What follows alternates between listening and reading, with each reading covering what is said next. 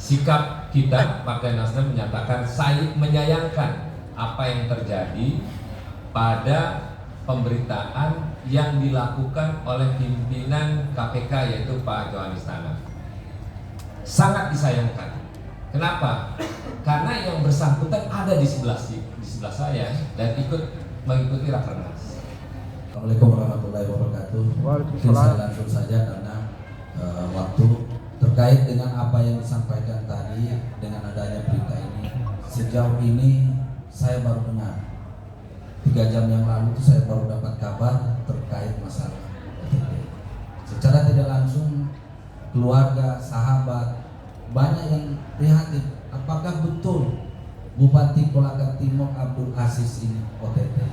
Alhamdulillah hari ini saya ada di samping Kakak Ahmad Sahroni dalam kondisi baik dan siap untuk menghadiri Rakernas 1. Terkait dengan proses penyelidikan, mungkin saja apa yang disampaikan tadi Kakak Ahmad Sahroni, apabila ada, kami sebagai kader Nasdem siap taat dan patuh apa yang menjadi proses hukum itu.